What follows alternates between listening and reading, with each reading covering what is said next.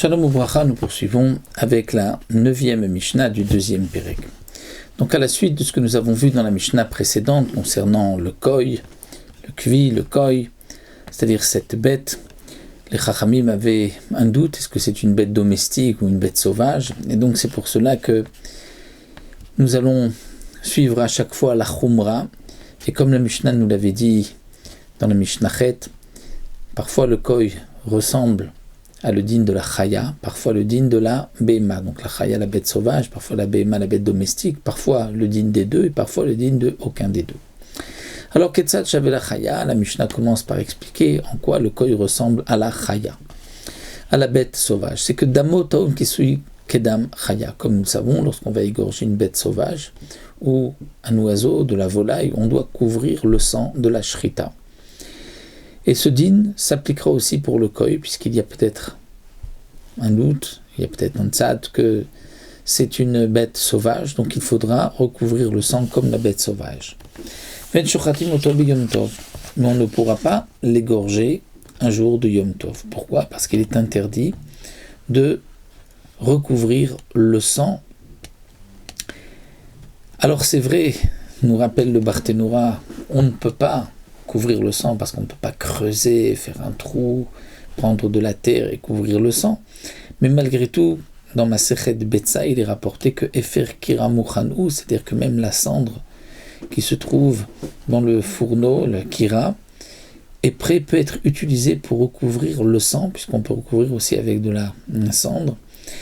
Donc, normalement, on pourrait, de la même manière que si on veut égorger de la volaille ou une bête sauvage, Yom Tov, on peut couvrir le sang avec le Efer Kira.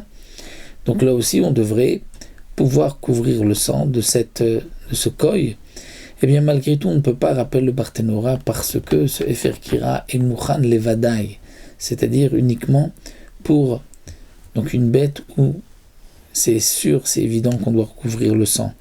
Mais si c'est un safek, donc ce n'est pas prêt, donc c'est mouktsé, et on ne pourra pas recouvrir le sang. Vim shachato, ici Yom Tov, on a égorgé le koy, en mechassim medamo, on ne pourra pas recouvrir le sang. On ne pourra pas recouvrir le sang, puisque il est interdit, donc, Yom Tov, de creuser pour recouvrir le sang. Chelbo metame betumat nevela kechaya, la graisse de la bête est metame, est impure, de Tumat Nevela, c'est-à-dire que si la bête n'a pas été égorgée et morte, Kechaya, comme une bête sauvage. Nous rappelle le Barthénoura. Le chelev, la graisse d'une bête pure, est aussi pure. On l'apprend du pasouk, c'est marqué chelev nevela chelev terefa yaseh de kol melacha. Le chelev, la graisse d'une bête nevela qui n'a pas été égorgée, qui est morte, ou d'une bête qui a été égorgée mais qui est trefa, on pourra l'utiliser, c'est-à-dire qu'elle n'est pas impure. Ici, étant donné que le koy, c'est peut-être aussi une bête sauvage, eh bien le din de la bête sauvage est différent, et la graisse est impure. Donc la graisse du koy sera impure, la khumra, comme si c'était de la graisse d'une bête sauvage, et non pas comme si c'était la graisse d'une bête domestique. Seulement tumato besafek. Cette impureté n'est que safek, n'est que de doute, puisque c'est peut-être aussi une bête domestique, et la graisse de la bête domestique n'est pas impure. Ve'en podim po peter chamor. Pour racheter un peter chamor, le premier-né de son ânesse, on doit l'échanger au Kohen contre un agneau. Étant donné que ce koy, nous avons un doute, est-ce que c'est une bête sauvage ou pas?